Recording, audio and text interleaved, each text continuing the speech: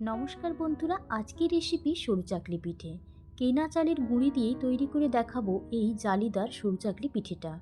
কোনো ময়দা সুজিও লাগবে না, চাল ডাল বাটতে হবে না, কেনা চালের গুঁড়ি দিয়েই তৈরি হয়ে যাবে একদম কাগজের মতো এই সাদা সাদা সরু পিঠে। আবার এই পিঠেটা যদি আপনারা রেখে দেন তাহলে কিছুক্ষণ পরে যখন ঠান্ডা হয়ে যাবে তখন দেখবেন একদম রুমালের মতো, দেখুন হাতে নিয়ে নেওয়া যাচ্ছে, একদম সফট। আর এটা পরের দিন সকাল পর্যন্ত এতটাই সফট থাকবে পিঠেটা। চলুন বন্ধুরা, রেসিপিটা দেখে নেওয়া যাক।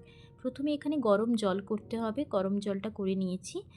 এখানে কেনা আতপ চালের গুঁড়ো নিয়েছি 1.5 কাপ, আর নিয়ে নিচ্ছি এখানে স্বাদ অনুযায়ী লবণ।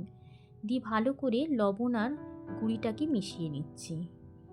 এরপরে গরম জল দিতে থাকছি, দেখতে থাকুন। প্রথমে আমি 1 কাপ দিয়ে দিয়েছি, যেই কাপের মাপে চালের গুঁড়ি নিয়েছি সেই কাপের মাপে 1 কাপ দিলাম, আবারও দ্বিতীয়বার দিলাম, এটা 2 কাপ দিলাম মোট। দিয়ে একটু করে করে নাড়তে থাকতে হবে, একবারে অনেকটা দেওয়া যাবে না, অল্প অল্প করে নিতে হবে। আবার এটা নিলাম আরও 1 কাপ, মানে মোট 3 কাপ। 3 কাপ দিয়ে ভালো করে মেখে নিতে হবে, যেন ডেলা ডেলা না থাকে সেটা দেখতে হবে। একটা স্মুথ ব্যাটার তৈরি করতে হবে। এভাবে নেড়ে নেড়ে নিচ্ছি, দেখতে পাচ্ছেন কতটা স্মুথ হয়েছে। এরপরে আমি আরও হাফ কাপ মেশাচ্ছি, তবে প্রথমে একটু মেশালাম হাফ কাপ থেকে, দিয়ে আবারও একটু নেড়ে নিচ্ছি, আবারও এটা শেষে মিশিয়ে নেব। তাহলে আমাদের এখানে হলো 3.5 কাপের মতো মোট এখন মেশালাম। প্রথমে মিশিয়ে এটা এরকম হয়েছে, ব্যাটারটা পুরো বুঝতে পাচ্ছেন। এরপরে এটা আমি একটু রেস্টে রেখে দেবো। এটা ঢাকা দিয়ে 20 মিনিটের জন্য পুরোপুরি রেস্টে রেখে দিতে হবে। 20 মিনিট পর ফিরে এলাম। এরপরে ব্যাটারটা একটু ঘন হয়ে গেছে, দেখতে পাচ্ছেন। এরপরেও আমি আরেকটু অল্প অল্প করেই জল মেশাবো এখানে, তবে শুকনো গুঁড়ি বলে একটু জলটা বেশি লাগছে।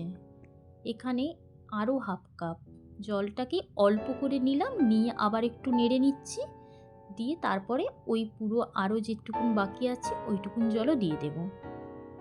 দিয়ে একদম একটু পাতলা করতে হবে, পাতলা না করলে এটা একটু মোটা মোটা হবে পিঠেটা, পাতলা করলেই তবেই জালিদার হবে।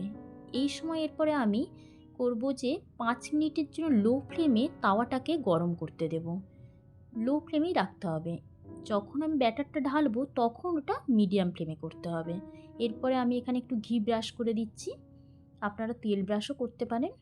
এরপরে আমি ব্যাটারটাকে ঢেলে দিচ্ছি, দেখতে পাচ্ছেন দেওয়ার সাথে সাথে কীরকম জালি জালি হয়ে যাচ্ছে।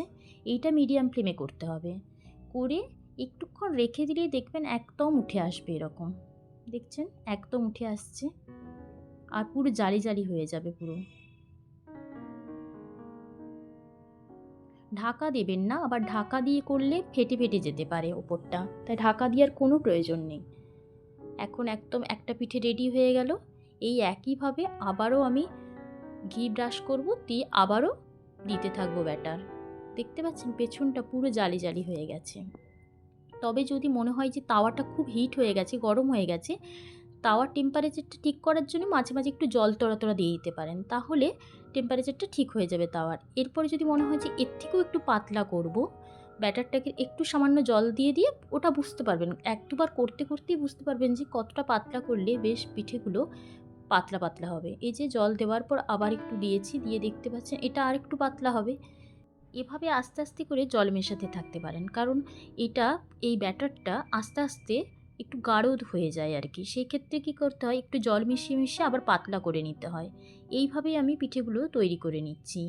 আবার এই পিঠেগুলো যদি মনে হয় যে লেগে যাচ্ছে একটার সাথে আরেকটা, সেই জন্য কী করতে হবে, পিঠেগুলোকে তুলেই প্রথমে আগে রেখে দিলে হবে না, এটাকে একটা মানে ঝুড়ির ওপরে একটু ঠান্ডা করতে দিয়ে দিতে হবে। এই যে পিঠেটাকে আমি তুলে নিলাম, পিঠেটা তুলে নেওয়ার পর এই সরু চাকলি পিঠেটা এই যে এইভাবে দেখতে পাচ্ছেন একটা ঝুড়ির ওপরে এভাবে প্রথমে যেই পিঠেটা গরম সেই পিঠেটা রেখে দেবেন, আবার আরেকটা পিঠে যখন হয়ে যাবে তখন আবার ওই পিঠেটা তুলে নেবেন। এখানে আমার সব পিঠেগুলোই হয়ে গেছে, একদম দেখতে পাচ্ছেন পুরো মনে হচ্ছে যেন সেই ফলের ঝুড়ি ঢাকা দেওয়ার যেরকম হয় না, ওই ওপরে যেই ঢাকনগুলো হয় না ওই রকম টাইপের। আমি এখানে খেজুরের গুড় দিয়ে সাজিয়ে দিয়েছি। বন্ধুরা, এই রেসিপিটি কেমন লাগলো, যদি ভালো লেগে থাকে তাহলে লাইক কমেন্ট করে অবশ্যই জানাবেন, আর চ্যানেলটিকে সাবস্ক্রাইব করে দেওয়ার অনুরোধ রইল। ধন্যবাদ বন্ধুরা।